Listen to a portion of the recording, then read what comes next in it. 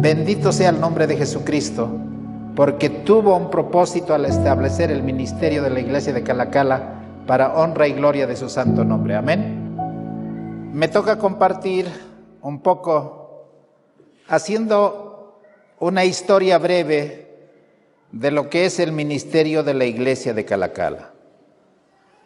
A cada uno de ustedes queremos decirles de que no ha sido fácilmente comprendido el trabajo que Dios nos ha dado.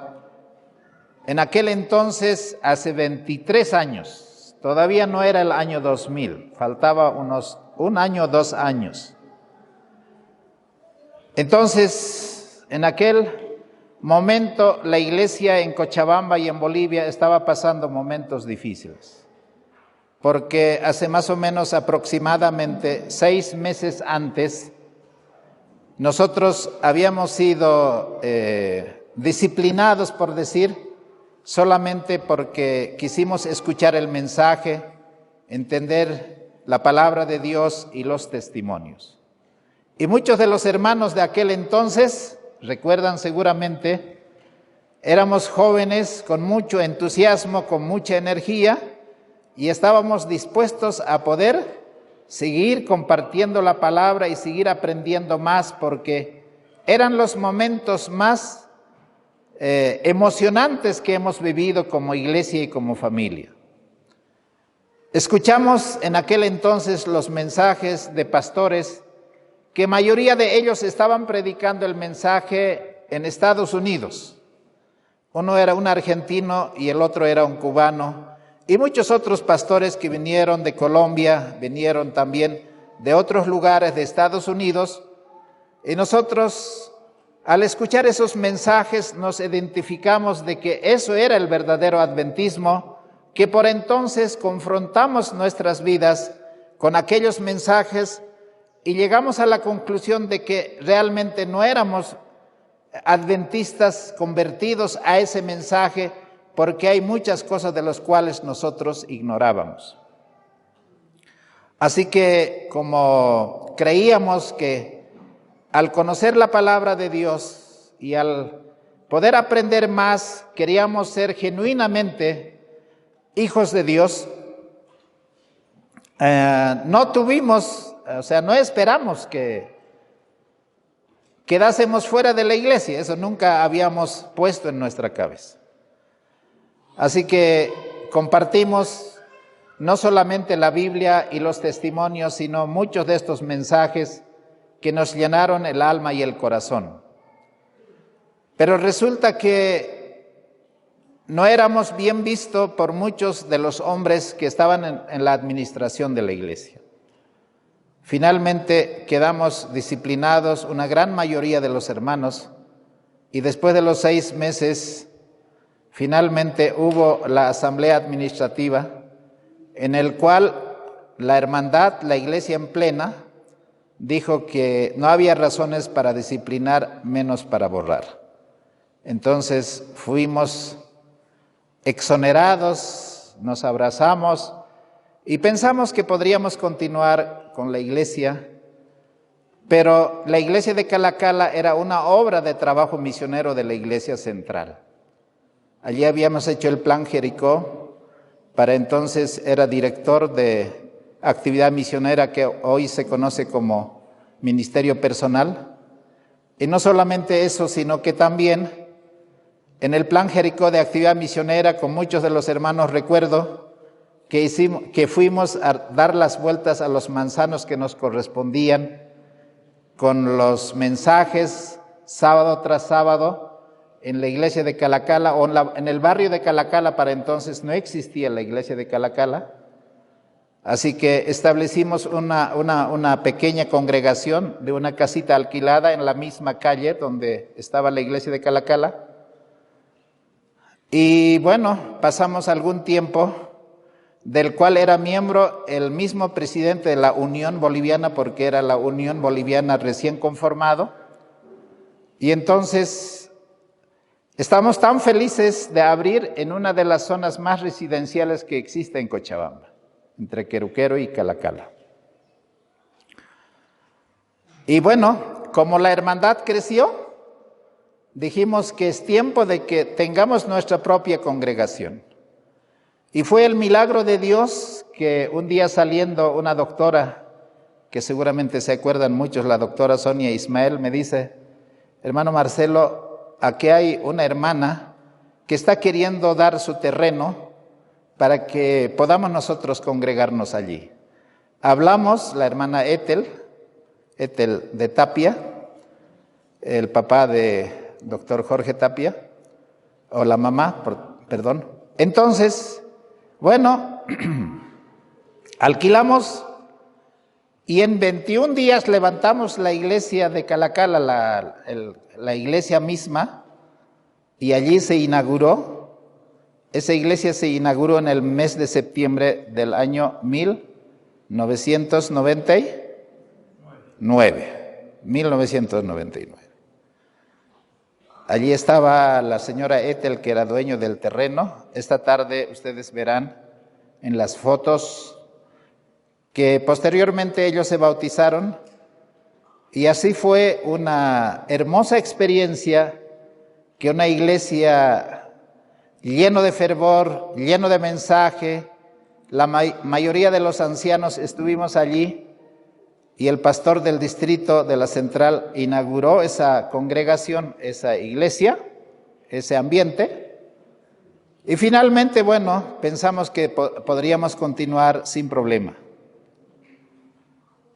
Pero resulta de que después de que nos levantaron la disciplina y nos restituyeron para que seamos miembros regulares, los administradores de aquel entonces inventaron una excusa que no era verdad, y finalmente un sábado hicieron la reunión administrativa sin que nosotros estemos presentes. Y bueno, ustedes conocen la historia, ¿no? Lo que pasó. Toda la iglesia completa quedó desfraternizada. Entonces, yo recuerdo, ¿no? Algunos hermanos dijeron: ¿cómo pueden disciplinar a una iglesia que ni siquiera está presente? Porque no pueden defenderse. Y muchos de los hermanos que abogaron para que por lo menos el acusado esté presente, quedaron también excomulgados. Y finalmente dijimos ese sábado: no vamos a ir a pelear, porque sería deshonrar al Señor. Y para entonces nosotros estuvimos con muchos defectos de carácter, porque estábamos más con entusiasmo, con ese primer amor, pero aceptamos el borramiento sin entender qué es lo que Dios quería. La mayoría de los ancianos estábamos en Calacala. Creo que la central se quedó apenas con 4 ancianos y nosotros en Calacala éramos 8 ancianos. Quisimos hacer que revean el asunto. Estábamos con todo el deseo de, creo que llevamos algunos diezmos, finalmente no nos aceptaron. Bueno, contar la historia no alcanzaría ni el día, porque el sermón no tiene que estar basado en eso, sino tiene que estar basado cuál era el propósito de Dios para Calacala, que esas veces no entendimos, porque fue muy dolorosa que por amar el mensaje que la iglesia había predicado por más de 100 años, no sea bienvenido a aquellos que creímos en ese mensaje. Así que la misericordia divina fue de que el Señor envió a muchos predicadores que también estaban sufriendo los mismos problemas que nosotros estábamos viviendo. Yo recuerdo a los doctores Russell, Standich y su hermano gemelo. Recuerdo muchos pastores de Heartland, muchos pastores que vinieron de Colombia, de Venezuela. Y bueno, de a poco fuimos entendiendo de que el Señor tenía un propósito. Así que hemos avanzado en estos 23 años, como resumen, para entrar en el contexto de la palabra. No solamente avanzamos en el crecimiento espiritual de cada quien, muchos ministerios han nacido de Calacala. El Hogar de Niños La Esperanza fue un trabajo maravilloso. El Hogar de Niños Huérfanos, que está en Villatunari, estuvimos como responsables, la iglesia de Calacala, por muchos años. Hoy tiene la administración. Pienso que la iglesia lo administra.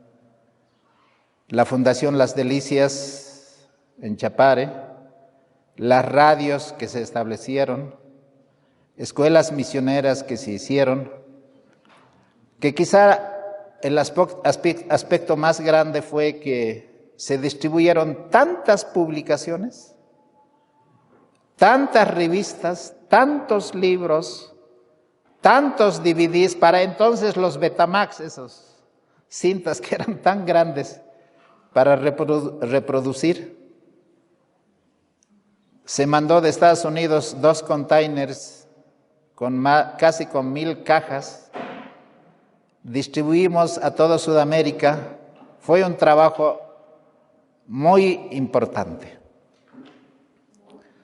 Pero yo quiero volver a la palabra. Quisiera invitarles para que comencemos a estudiar la palabra en el libro de Isaías, capítulo 5, versículo 20.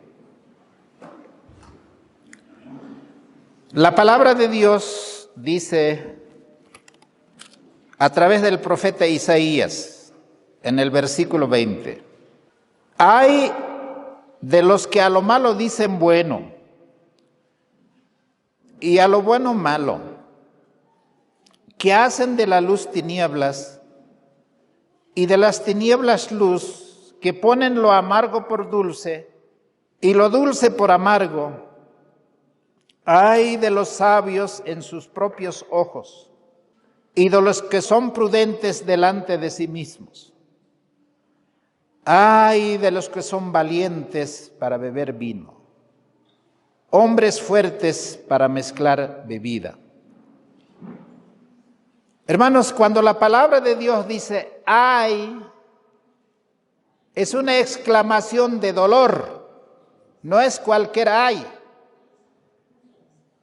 Cuando usted recibe una noticia trágica que un ser amado ha muerto, ¿cuál es tu exclamación? ¡Ay! ¡Ay! ¿Qué hacemos? Cuando uno se accidenta, cuando recibimos una noticia trágica, decimos ¡ay! Y el Señor está diciendo en este versículo, en algún momento las personas a lo bueno van a decir malo y a lo malo van a decir bueno. Porque la persona que bebe cree que el alcohol, el licor es bueno, pero no se dan cuenta que ese licor está acabando con la felicidad, con la integridad de su familia, de su vida, de su salud. Y el Señor dice, por más que te guste la bebida, para mí sigue siendo ay, porque hay personas que van a quedar afectadas por ese mal hábito que puede tener una persona que es afecto al licor. Hermanos, el mensaje de la verdad presente tiene que ser dulce en la boca, como dice Apocalipsis 10. El libro de Apocalipsis 10, así como fue la experiencia de los mileritas, cuando el ángel le dice a Guillermo Miller, come este libro, aunque está hablando al profeta, pero en realidad en la práctica se cumplió con Guillermo Miller. Come este librito, la parte que estaba sellada del libro, come este librito, porque te será dulce en la boca. Y nosotros hace 23 años estábamos experimentando lo dulce del mensaje. Pero pensamos que seríamos más valorados, más reconocidos, porque estábamos más identificados para ser adventistas genuinamente amantes de esta verdad y de ese mensaje. Pero hermanos, esa condición nuestra, esa experiencia nuestra, no fue vista como algo dulce para muchos jefes de la iglesia. Más bien fue una amargura para ellos. Y nosotros, hermanos, podíamos decir, ¿cómo pueden decir que este no es el mensaje? Es tan hermoso, tan rico, tan dulce. ¿Recuerdan ustedes, hermanos, eso? Pero el día que quedamos desfraternizados, ¿cómo fue la experiencia? Amargo. Yo recuerdo a muchos hermanos en el Coliseo Bautista. ¿Cómo lloraban esos hermanos? ¿Cómo sufrían? Jamás pensaron terminar fuera de la iglesia porque para ellos era toda la iglesia. Y después recién me doy cuenta que amábamos más a la iglesia que a la verdad, que a Jesucristo mismo. Y la experiencia de la vida cristiana no es, hermanos, como nosotros pensamos, porque hay caminos que al hombre le parece derecho y que esto va a ser dulce, esto que va a ser hermoso. Los discípulos se imaginaron y dijeron, yo me voy a sentar a la derecha, a la izquierda. Otros dijeron, ya tenemos el reino de Dios asegurado en nosotros. Pero el Señor le dice, cuando ellos dijeron, yo quiero sentarme a tu derecha y el otro a tu izquierda, ustedes pueden soportar el bautismo con la que yo voy a ser bautizado, aunque ellos dijeron, podemos. Pero el Señor le dijo, van a ser bautizados con ese bautismo que era la muerte misma que Jesús iba a pasar, pero no está dado ese derecho a mí. ¿Quién se sienta a mi derecha y a mi izquierda? Pero el versículo no termina ahí, el versículo 20. Hay aquellos que hacen de la luz tinieblas. Hermanos, si no amamos la luz, ¿cuál es lo opuesto de la luz? Amamos las tinieblas. Y amar las tinieblas implica que amamos al enemigo de Dios. Significa traición a la verdad. Y no podemos nosotros, como pueblo de Dios, tomar semejante decisión de traicionar a la verdad. Y si hay que pasar momentos de amargura, de tristeza, de dolor y sufrimiento por causa de la verdad, hoy después de 23 años puedo entender. Y digo quizá con muchos hermanos, alabado sea el nombre de Jesucristo. Amén. Entonces, esa es una situación que todos tienen que experimentar. Porque el zarandeo nos va a llegar a todos, a unos más temprano, a otros más después. Pero sigue diciendo la palabra. Aquellos que dicen a lo amargo dulce y a lo dulce por amargo. El Señor Jesús le dijo a sus discípulos, yo no he venido a traer paz.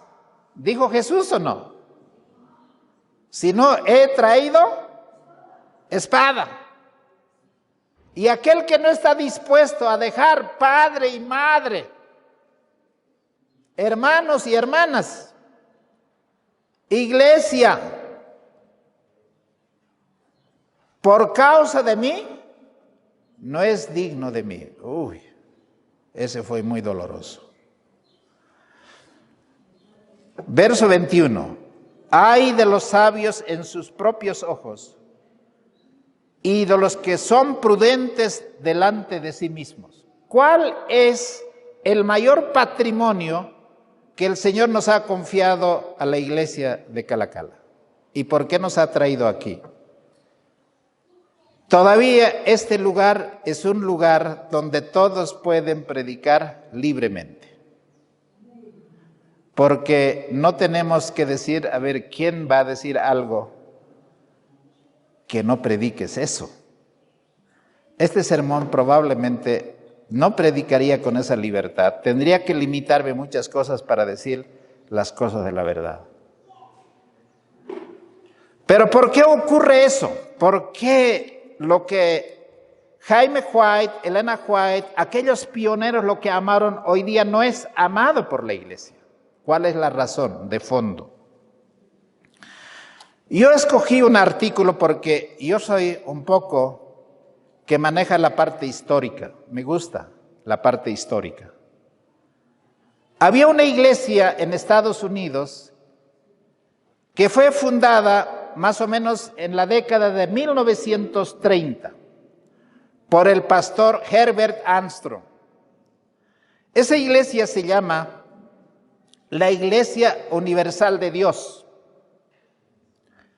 Y esa Iglesia Universal de Dios es una iglesia evangélica, pero muy parecido a la iglesia adventista. ¿Y sabe en qué creían estos hermanos, seguidores del hermano Armstrong, del pastor Armstrong? Ellos creían en las mismas verdades, con algunas excepciones que hoy la iglesia adventista predica. Tenían una radio, ese programa de la radio, El Mundo de Mañana se llamaba. Tenían oyentes, pero no saben cuántos eran esos oyentes en todo Estados Unidos. Y tenían también una de las revistas que cuando yo ni siquiera era adventista, había leído esa revista que se llamaba La Pura Verdad. No sé cuántos conocen. Hoy pueden entrar en Google y pueden ver esas tapas de las revistas y los contenidos de las revistas de Pura Verdad. Y esas revistas de Pura Verdad, ¿qué es lo que predican? ¿Qué es lo que se predicaba? Las profecías de la Biblia se predicaban en esas revistas y en la radio. Y ellos tenían una universidad que se llamaba la Universidad de Ambasador, y estaba en California su misión. Y ellos tenían tantos estudiantes para formar misioneros, y ellos tenían la facultad de teología, ellos eran los más conservadores, ellos predicaban la segunda venida de Cristo, las profecías bíblicas, ellos enseñaban la ley de Dios, guardaban el día sábado, enseñaban también el diezmo. Ellos decían que no se debe comer los animales inmundos.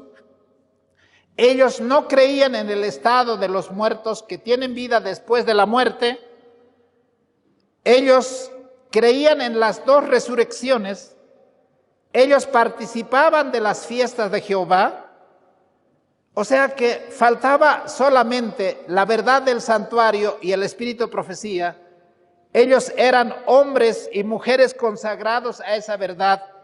Y este hombre Armstrong comenzó este trabajo de esta misión tan importante que afectó a todo el protestantismo. Se reunieron con presidentes, con reyes, con hombres importantes. Y este hombre fue realmente un ejemplo de lo que es el verdadero evangelio de Jesucristo. Y este hombre un día se enfermó. Tenía problemas en el corazón. La revista de La Pura Verdad tenía más o menos entre 8 a 10 millones de suscriptores. ¿Se imaginan eso? Sus miembros, 150, 180. No se sabe si eran 200,000, pero en muchos países del mundo. Y el día que el hombre murió, había dicho de que él había esperado que el Señor lo sanara a este pastor Armstrong. Y entonces él dijo, yo quisiera ser sano. ¿Y cómo uno se imagina? ¿Cómo se imagina ser sano? el mundo evangélico. Que un pastor venga, le ponga la mano encima y ya es sano en el nombre de Jesucristo. Si era un hombre tan importante, él pensó que el Señor lo sanaría, pero él no se sanó, lamentablemente murió. Y este hombre dijo que quizá fue el ovillo que le llevó a poder desviarse de la teología que para entonces ellos habían predicado. Y entonces él dijo, a lo mejor hay que revisar la doctrina de la sanidad que nosotros enseñamos. Que el Señor no siempre sana como nosotros hemos predicado y habría que revisar esas doctrinas sobre la sanidad.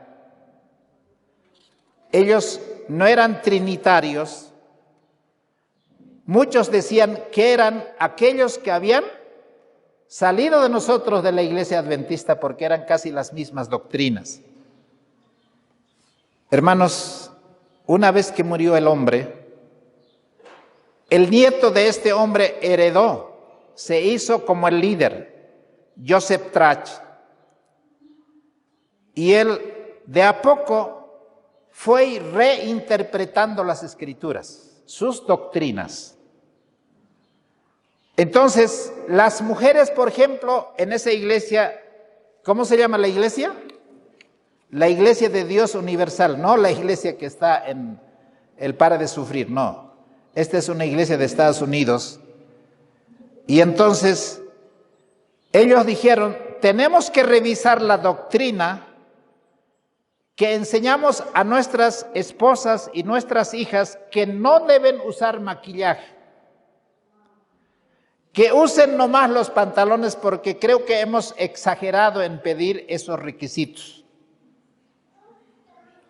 Y que no usen las joyas, reinterpretaron y dijeron, entonces ya no vamos a exigir que las hermanas vengan nomás con sus aretes, con sus adornos, con sus maquillajes, con todas esas cosas. Y así fueron revisando doctrina tras doctrina. Por ejemplo, para ellos el nuevo nacimiento era una verdad absoluta, pero cuando reinterpretaron ellos dijeron, el nuevo nacimiento va a ser completado con la segunda venida de Cristo. Ya no creemos en el nuevo nacimiento así como hemos enseñado. Hermanos, cuando a la muerte de este hombre ellos reinterpretaron esas doctrinas, muchos hermanos, especialmente mayores, pararon la oreja y dijeron, estos pastores jóvenes están enseñando lo que jamás el pastor Armstrong había enseñado. En la primera diserción fue de 3,000 personas que se pararon porque no estaban de acuerdo con esos cambios que estaban sucediendo en la iglesia. Y ellos dijeron, nos hemos creído que nosotros somos la única iglesia verdadera de Dios y no es así. Dios también tiene iglesias verdaderas en todas partes. ¿No se parece un poco como nosotros? La iglesia adventista es la única iglesia proféticamente hablando que tiene que cumplir un rol profético, ¿verdad? Ahora, eso creó suspicacia. La teología sistemática de Armstrong fue cambiado por reinterpretaciones. Comenzaron estudiando acerca de las versiones de la Biblia y utilizaron las Biblias que se acomodaban. Ya hicieron un cambio, 2 cambios, 3 cambios y siguen haciendo varios cambios. Y finalmente, en 1994, que esto voy a leer textualmente, en diciembre de 1994, Joseph Trach, padre, tomó una acción que finalmente selló el futuro de la iglesia. Dio un sermón que explicó que no estábamos más bajo el antiguo pacto, sino estamos bajo el nuevo pacto. Ahora, ¿qué significaba el nuevo pacto? El antiguo pacto para ellos eran las enseñanzas de Armstrong. Y el nuevo pacto para ellos eran las reinterpretaciones que les estaban llevando a conocer, entre comillas, el verdadero evangelio. el sábado, el guardar el sábado ya no era prueba. Nadie está obligado a guardar el sábado. Las carnes limpias e impuras no eran una prueba de fidelidad. El fracaso de dar el diezmo ya no era requisito. El que quiere puede dar, porque tampoco el diezmo es, como muchos dicen, una regla en el Nuevo Testamento. De que el infierno no existe. Y así sucesivamente el hombre predicó un sermón tan confrontacional que allí se desintegró esta iglesia que había marcado un hito en la iglesia protestante. Hermanos, quedó reducida y hoy día ya no tenemos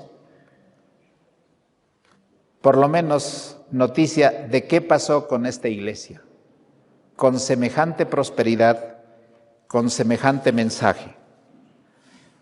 Ahora, hermanos, esto es lo que pasó con la Iglesia de Dios Universal del pastor Armstrong. ¿Puede pasarnos también a nosotros o no? ¿Puede pasarnos o no nos puede pasar? Ahora, ¿cuál es el problema? ¿Cuál es el problema? Estamos haciendo un curso para preparar obreros, un poco de hermenéutica, y yo encontré algunas cosas muy interesantes que quiero compartir en esta mañana. Voy a ir primeramente al libro de 1 Timoteo, capítulo 1, 1 Timoteo capítulo 1, y después voy a hacer una relación histórica de cómo lo que está pasando en nuestra iglesia no es nada nuevo, porque eso ya se presentó en el tiempo pasado, no solo con nosotros, sino con la iglesia judía y también con la iglesia de Dios universal. ¿Cuál es el problema? 1 Timoteo capítulo 1, versículo 9. 1 Timoteo capítulo 1, versículo 9. Dice así: sabiendo que que la ley no es puesta para el justo, sino para los injustos y desobedientes, para los impíos y pecadores, para los malos y profanos, para los parricidas y matricidas, para los homicidas, para los fornicarios, para los sodomitas, para los secuestradores, para los mentirosos, perjuros y para cualquier otra cosa que sea contraria a la sana doctrina. Hermanos, hay una verdadera doctrina que se llama la doctrina sana, y hay una falsa doctrina. Hermanos, Levítico 11, donde el Señor dice al pueblo de Israel: van a poder comer carne, pero van a poder comer carne de animales limpios, de estos animales tales, y de estos animales estos no, y no, y no.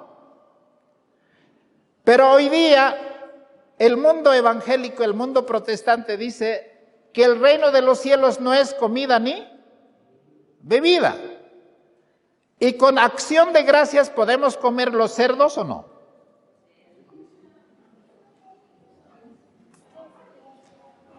¿Está bien esa interpretación? ¿Es sana doctrina o es falsa doctrina? Pero el Señor ha dicho a través de la inspiración de que el pueblo de Dios al salir de Egipto fue sometida a una reforma pro salud o no. Y le dieron los pollitos y todos los demás carnes limpias. ¿Comieron el pueblo de Israel en el desierto? ¿Comieron o no comieron? Cuando comieron, ¿qué cosas les salieron de las narices? Los gusanos. Un mes entero comieron esos codornices. Pero el Señor les cambió esa dieta por el maná Y los israelitas que peregrinaron 40 años comieron ese maná que implica la reforma pro salud. Y desconocer lo que el Señor ha enseñado a través de la palabra de Dios, la sana doctrina, y hacer en contra de esa sana doctrina, es decir, amar las tinieblas más que la luz, y a lo amargo decir que es dulce, hermanos, ese significa de que no vivimos la sana doctrina. En el capítulo 4 del mismo libro de 1 Timoteo, versículo 1 dice así: pero el Espíritu dice expresamente que en los postreros tiempos algunos apostatarán de la iglesia.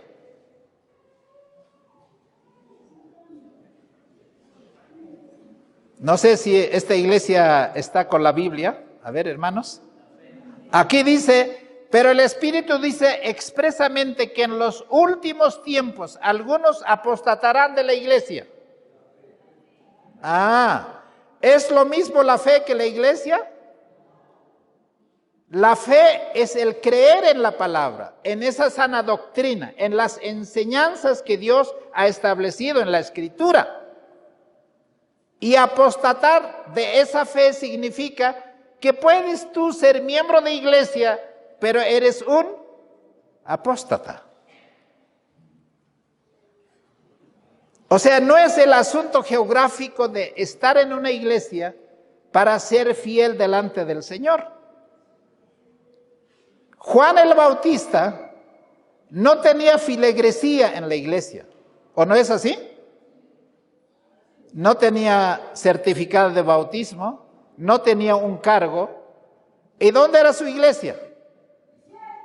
En el desierto. ¿Y él venía a las iglesias a predicar? No, sino ¿qué pasaba? La gente iba a buscar en ese desierto el mensaje de la sana doctrina. ¿Y quién tenía esa sana doctrina? Juan el Bautista. ¿Y por qué Juan el Bautista no podía predicar en las sinagogas? Porque no soportarían esa sana doctrina, porque esos hermanos que esperaban la primera venida de Cristo, una gran mayoría eran apóstatas. Ahora, el versículo 6 dice, si esto propusieres a los hermanos, serás buen ministro de Jesucristo, nutrido en las palabras de la fe y de la buena doctrina, la cual has alcanzado. ¿Cuál es la propuesta para la iglesia de Calacala, para este ministerio? Que nos hemos propuesto entre los hermanos llevar este mensaje de Jesucristo, nutriendo a los hermanos en la fe y de la buena doctrina, la que hemos alcanzado nosotros. Y para mí la mayor libertad es que Dios nos ha dado esta posibilidad de predicar este mensaje de la verdad presente, aunque las cosas se pongan más difíciles. Amén.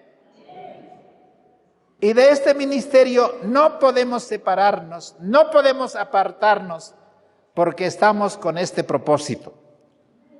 El versículo 16 de ese mismo capítulo dice, ten cuidado de ti mismo y de la doctrina, persiste en ello, pues haciendo esto te salvarás a ti mismo, a los que te oyeren. Si nosotros no perseveramos en esta sana doctrina, no seremos salvos. Si nosotros olvidamos este mensaje, hermanos, no seremos tenidos por digno, porque esta sana doctrina es el que va a producir un carácter semejante al de Cristo, una victoria sobre el pecado y una generación que estará preparado para recibir la lluvia tardía. Ahora, hermanos, quiero entrar en una parte muy importante y muy delicado. ¿Qué está pasando con nuestra querida iglesia? Amamos la iglesia, pero amamos la verdad por sobre todo. Ese mensaje, esa verdad, ese cometido que el Señor nos ha dado. Y estaremos dispuestos a poder seguir compartiendo este mensaje, cueste lo que cueste, pase lo que pase. Amén.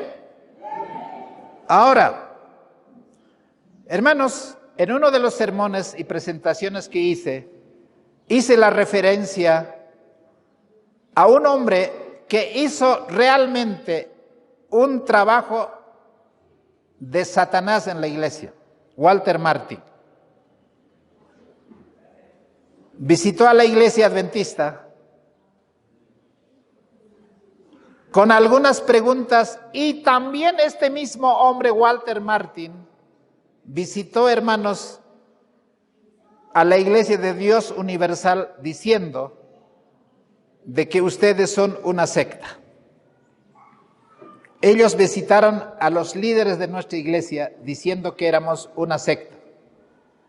Porque Walter Martin cuestionó, dijo, esta doctrina no es como los evangélicos creemos. Esta doctrina no es así. Esta doctrina no es así.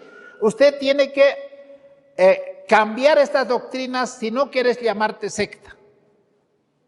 Ahora escuchen.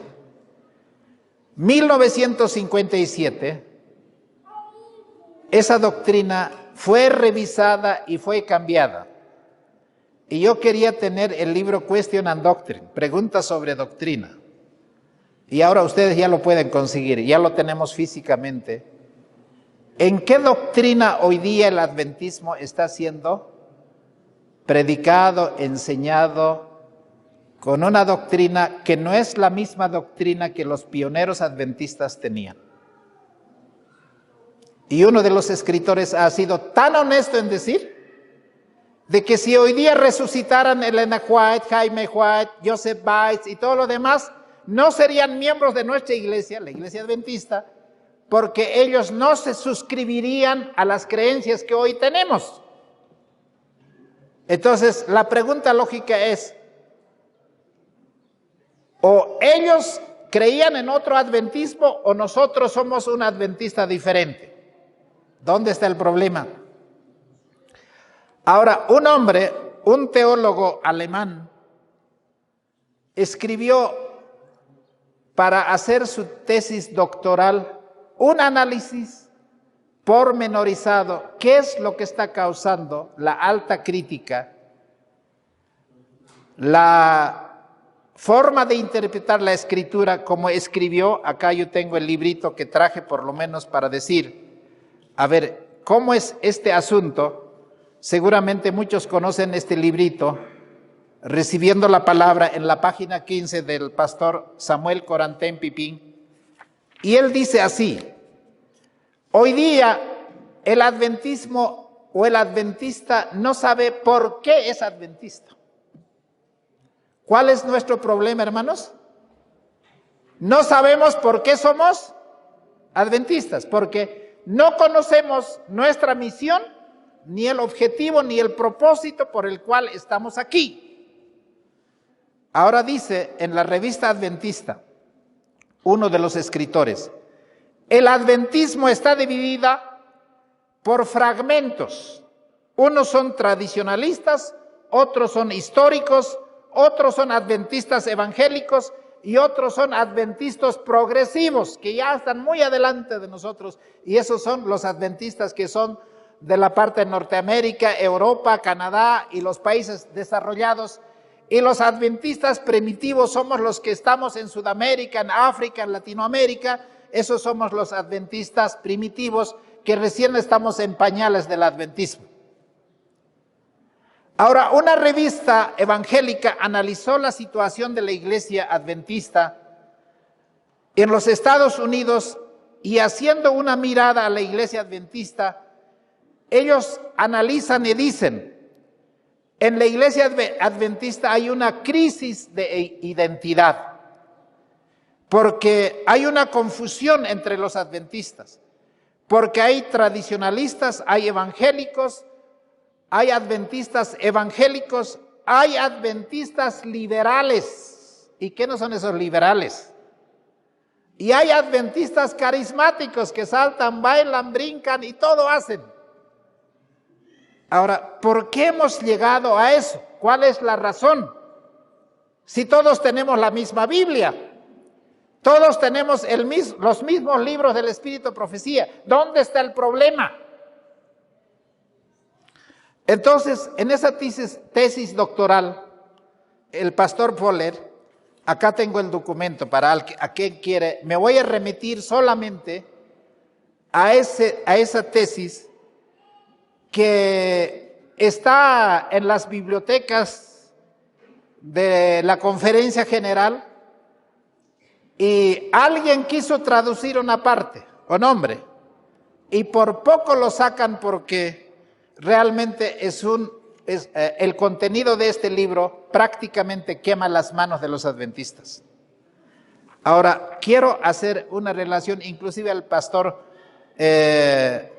Núñez, que es uno de los escritores, dijo de que mucho depende cómo interpretamos las Sagradas Escrituras. Ahora, hace algunos atrás, un pastor encontró este trabajo doctoral que hizo algunas observaciones y quiero compartir con ustedes.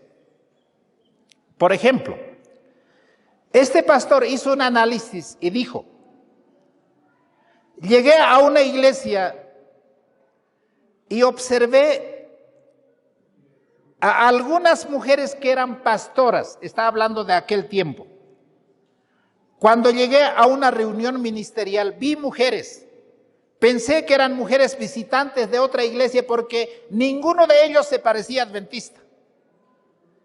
Tenían cabellos muy cortos, cejas muy depiladas, completamente depiladas, pintadas, una mirada desafiante. Pregunté a una de ellas, ¿de dónde nos visitaba? Y me dijo, yo soy una pastora de la iglesia. Ah, le dije, perdón. Creía que ustedes eran visitantes. Observé que ellas como que escudriñaban a los hombres. Eran unos 5 o 6 mujeres completamente informales que eran pastoras de la iglesia adventista. Ahora, ¿quién les había puesto a esos puestos? Era un pastor, un presidente de una de esas misiones de la conferencia, que era un hombre que amaba la iglesia carismática adventista. Era hombre muy liberal, muy ejecutivo en su accionar, pero radical en sus determinaciones, como siempre lo hacen los que ocupan posiciones de liderazgo. Sacó a los que le hacían sombra y avanzó de nuevo su trabajo, pero con esa otra doctrina. Pensé, el pastor que hace esta tesis dice, pensé para mis adentros, Dios mío, ¿qué está sucediendo?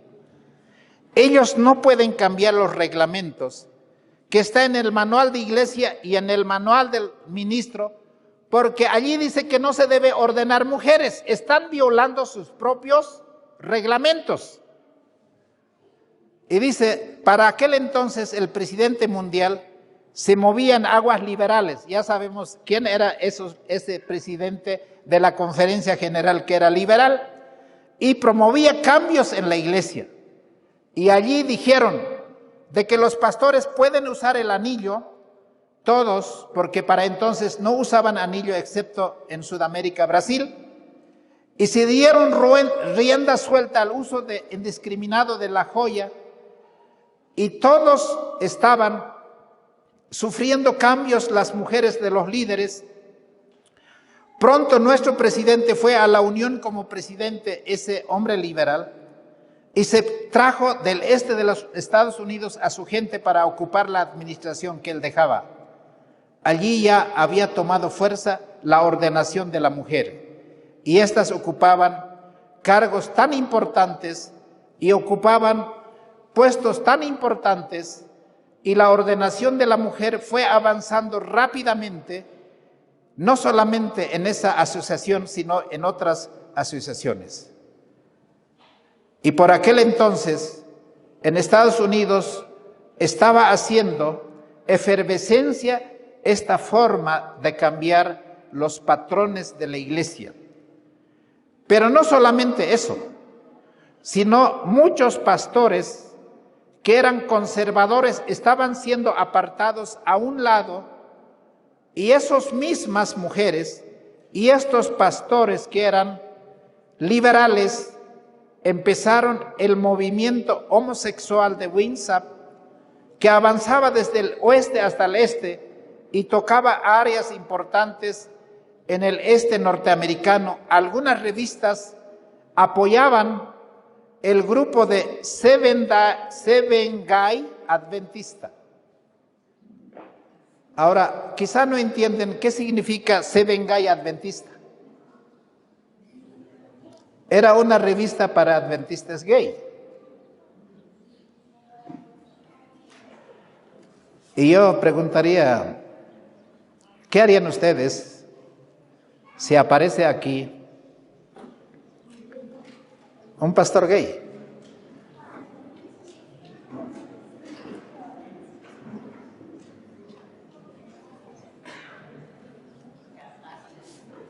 Cerramos la boca porque hay un jefe que dice que también eso es adventista y hay que amar al prójimo.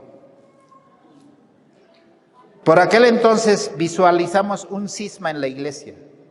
Muchos pensaron que no, pero nosotros empezamos a escribir en un website llamado El Círculo Pastoral en el año 2007 acerca del peligro de la ordenación de la mujer, porque no era un asunto de fundamento bíblico, sino de una corriente poderosa de la filosofía de la liberación femenina en los Estados Unidos. Este pensamiento liberal, sin respetar valores ni cristianismo, avanzaba poderosamente y permeaba todos los rincones educativos en este país, y las iglesias evangélicas no fueron la excepción. Las mujeres fueron ordenadas al ministerio de la iglesia entre los metodistas, luteranos, anglicanos, pentecostales. El problema que había llenado las iglesias evangélicas era que no solamente se le daría a las mujeres el título de pastoras ordenadas, sino también a los homosexuales, lesbianas, travestis, que exigían sus derechos, los derechos de igualdad, sus derechos de amor, de no discriminación y la adhesión a los derechos humanos que el mundo protege. Ahora, ¿qué pasa con la iglesia adventista? Nuestra iglesia, en la práctica de adoración, extraída del mundo pentecostal y de denominaciones sin filiación religiosa, se insertaron en nuestra iglesia bajo el amparo y la venia del presidente mundial de entonces. La iglesia angloamericana estaba muriendo rápidamente, no porque era difícil evangelizar, sino por la apostasía en muchas iglesias. La iglesia negra, que antes había avanzado, ahora se había estancado. Ya no había ese mismo crecimiento en la iglesia hispana, porque los pastores que hacían ese trabajo de evangelismo fueron movidos o quizá fueron restados la influencia de ellos para que no tengan tanto influencia en la membresía de la iglesia. No había control, no hay orden, se oraba, pero no se actuaba de acuerdo a la palabra de Dios, porque el cuerpo ministerial a nivel mundial, muchos de ellos eran liberales y no tenían autoridad bíblica. Por esto, este asunto no queda aquí solamente, sino una gran cantidad de pastores ahora apoyan el liderazgo de homosexuales, lesbianas y travestis en algunas iglesias del este. Es hoy el arma más grande de Satanás. Se argumenta que el Espíritu Santo trabaja con poder en este grupo de personas que gritaban por ser parte activa de la iglesia, que ellos ganaban muchas almas para Cristo y que aquellos que eran hombres o mujeres no lo hacían de la misma forma ni en la misma proporción. Así Dios trabajaba a través de ellos según esas personas, y esto iba más allá. Las pastoras lloraban apoyando a los homosexuales, lesbianas y travestis. Quiero detenerme aquí un poco. ¿Qué espíritu estaba gobernando la mente de muchos líderes de la iglesia en aquel entonces? Hermanos, el tiempo fue pasando. 5 divisiones están a favor de la ordenación de la mujer, 5 en contra, pero aceptarían 2 si se abstienen y están en control total. Quiero pensar que la Biblia tiene una verdad o tiene varias verdades o por lo menos 2 verdades. Nuestra iglesia se partió en 2. ¿No es acaso que solamente tenemos un solo espíritu y no es que solamente tenemos la palabra de Dios? Quiero decirles, hermanos, que los fundamentos bíblicos no se pueden negociar. La verdad bíblica está sobre cualquier hermano, cualquier congregación, cualquier pastor, cualquier administrador, asociación, misión, unión, división, aún encima por la asociación general. ¿Y por qué, hermanos? Porque la Biblia y sus fundamentos están sobre la cultura, sobre la iglesia. No se puede gobernar al pueblo de Dios usando la cultura por encima de la Biblia. No se puede superponer los intereses de una división por encima de la Biblia. La verdad no cambia. Los fundamentos de Dios son inamovibles. Ningún presidente puede cambiarlas. No pueden acomodarse a las situaciones de cada división o sus necesidades. No, de otra manera pasaríamos a ser la Babilonia del Apocalipsis. Ahora, ¿qué hacemos, hermanos, con las hermanas, con las mujeres? La mujer no fue sacerdotisa en el Antiguo Testamento. Y eso sucede porque muchas veces, hermanos, no entendemos la verdad del santuario. Porque ninguna mujer ministraba en el santuario terrenal. El Señor no llamó para ser sus discípulos a ninguno de los que eran apóstolos de Jesucristo. El sacerdocio Dios le dio al hombre. El ministerio de los levitas en el templo no fue ejercida jamás por una mujer, menos por un homosexual, lesbiano o travesti. Estos eran sacados del campamento y eran muertos.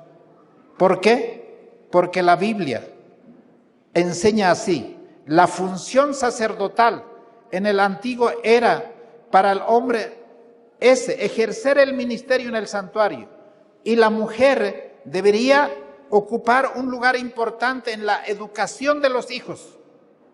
Hermanos, jamás un homosexual, una lesbiana y un travesti podrían entrar ni siquiera al campamento del pueblo de Israel. Quiero terminar. ¿Por qué Cristo no escogió a una mujer como discípula? ¿Fue Cristo racista? No. La mujer tiene una función importante en su hogar, como madre, como formadora de sus hijos. Y la iglesia de Dios no se ha discriminado a la mujer en la iglesia de Dios. Ella participa con amor en las diferentes áreas del departamento de la iglesia, sin dejar su rol fundamental de madre. Podemos acomodar de acuerdo a la cultura actual como pastora porque necesita un sueldo. Hermanos, quiero terminar.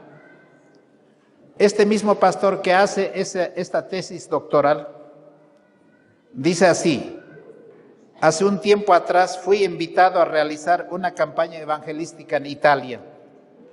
Visitando a los hermanos me dijeron que había una profeta en la iglesia.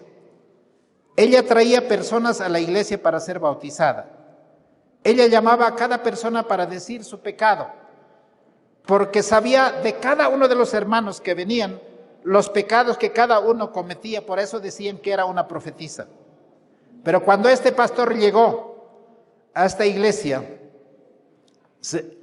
estaba presente este pastor, y este pastor preguntó y dijo: ¿quién es esta mujer? ¿Es bautizada? Me dijeron que fue borrada de la iglesia. ¿Pero por qué lo borraron?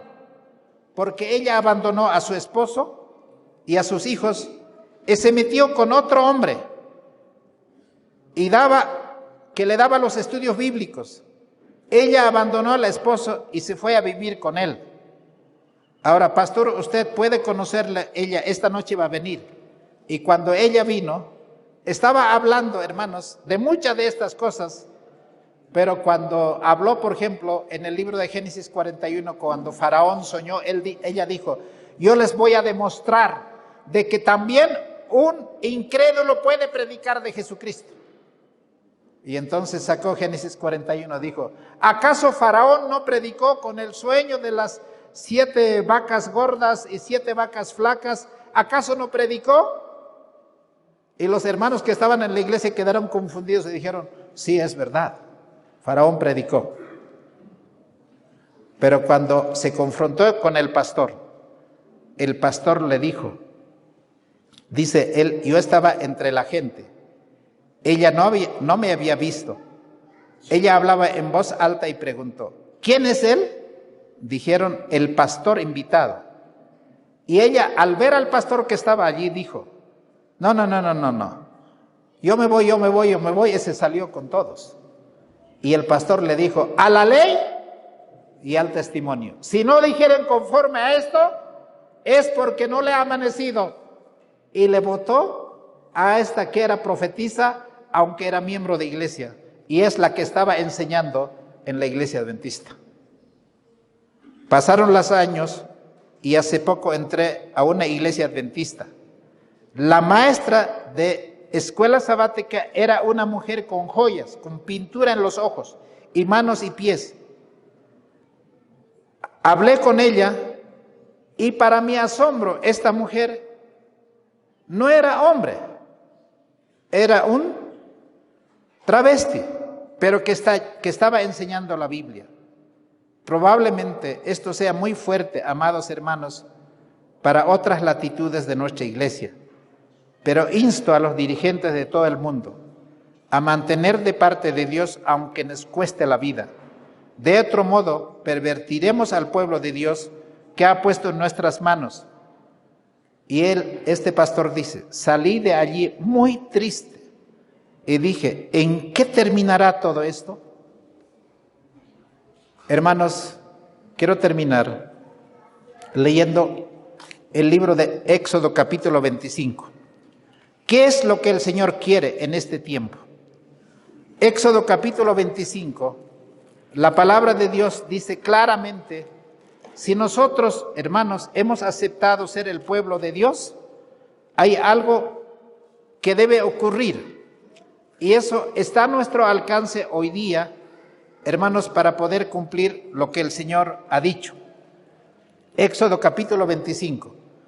Y Jehová habló a Moisés diciendo, di a los hijos de Israel que tomen para mí ofrenda de todo varón que la diere de su voluntad de corazón.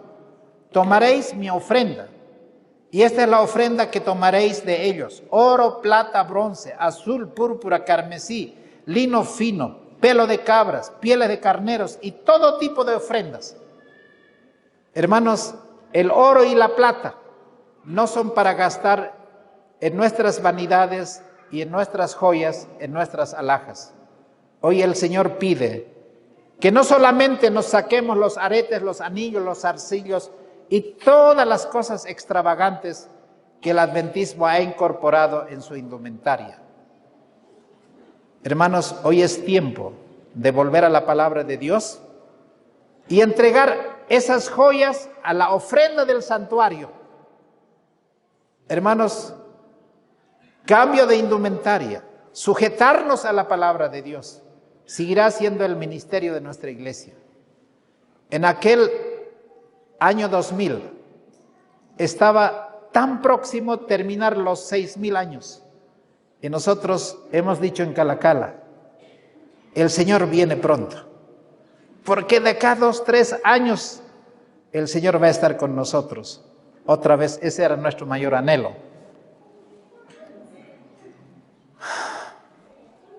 Pasó el año 2000. ¿Cuántos años son los que ha pasado? 23 años. 23 años, el Y2K y todo. Salimos al campo. Muchos jóvenes salieron de sus colegios, de las escuelas.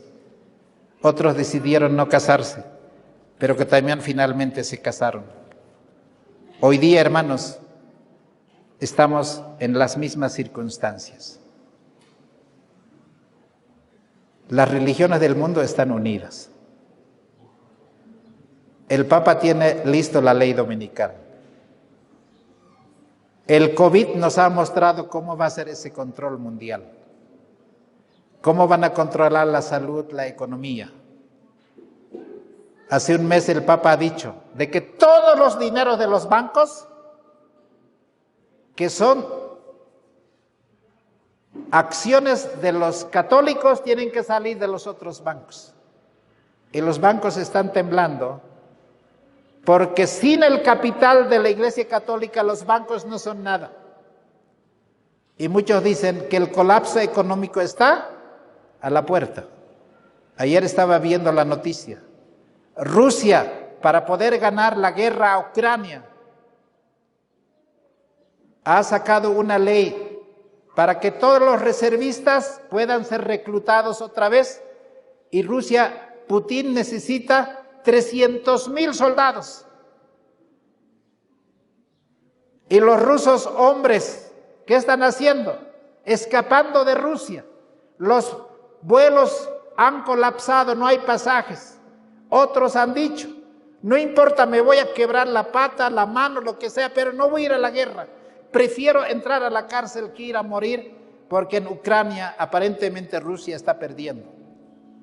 Mientras el mundo está colapsando económicamente, moralmente, espiritualmente, nosotros podemos seguir pensando que esta palabra de Dios, hermanos, no es para ser tomado en cuenta y para seguir creyendo en la sana doctrina y en la profecía bíblica correcta. Podemos abandonar esos principios hoy más que nunca. No, porque hoy está más cerca nuestra salvación que lo que creímos hace 23 años. Hoy digo con gozo y alegría, aunque me emociono a veces, bendito sea el nombre de Jesucristo, porque tuvo un propósito al establecer el ministerio de la iglesia de Calacala para honra y gloria de su santo nombre. Amén. Y queremos a los hermanos que han venido, de que este espíritu, este estudio de la palabra, el creer en sus profetas, seremos prosperados, sino de lo contrario seremos destruidos, porque entrarán hombres que no tienen piedad para predicar este mensaje, hombres, hermanos, transformados de mujer y mujeres transformados de hombre, y mujeres que no respetarán el matrimonio con un hombre, sino mujeres entre mujeres casados, hombres entre hombres casados, van a dirigir la iglesia como está ocurriendo en Estados Unidos, y la ola pronto va a llegar. Y todas estas cosas son los principios que el Señor nos ha enseñado de que Él viene pronto. Que el Señor les bendiga, hermanos, y a los hermanos de Calacala, hermanos, mensajes mucho más certeras y contundentes necesitamos hoy escuchar para que el pueblo despierte y podamos compartir con gozo y alegría este mensaje. Que el Señor les bendiga, pero antes de eso, quiero pedir a la hermandad, ¿están dispuestos a continuar? No importa, 1 año más, 2 años más, 3 años más. Y si viene, hermanos, de acá 5 años, 10 años, ¿cuál es la diferencia? Porque hay enamorados que han enamorado 10 años, que finalmente se han casado de todas maneras porque aman a esa persona. No es el asunto cuando me caso. El que ama va a perseverar y va a esperar hasta que Él venga. Y la recompensa es cierta. ¿Cuántos queremos decir en estos 23 años que el Señor nos dé ese espíritu de fidelidad y de entrega y de consagración? ¿Cuántos dicen amén? Quisiera terminar con una oración. Vamos a arrodillarnos para orar. Oremos. Padre amantísimo, en esta mañana queremos agradecerte porque tú nos has dado el privilegio de haber un día escuchado la invitación de tu evangelio y nos has dado el gozo de tu salvación, el mensaje de esta verdad presente. Señor, que no haya en nosotros ese espíritu de rebeldía, sino que haya, Señor, ese compromiso, no solamente de entregarte las joyas, el dinero, el vestido, sino entregarte nuestro corazón, nuestra familia, nuestros hijos, la vida misma. Señor, danos ese espíritu de consagración, que solo tu espíritu puede obrar en nosotros y el amor de Jesucristo. Bendito sea tu nombre y queremos levantarnos de esta rodilla que tú nos sostendrás a pesar de nuestra flaqueza humana. Séllanos, Padre, con el sello de tu verdad y con el sello de tu espíritu. Consagra a esta hermandad para que seamos limpios de corazón. Te pedimos una vez más tu bendición, tu protección y tu cuidado sobre esta hermandad y el deseo de servirte cada día. En el nombre de Jesús, amén.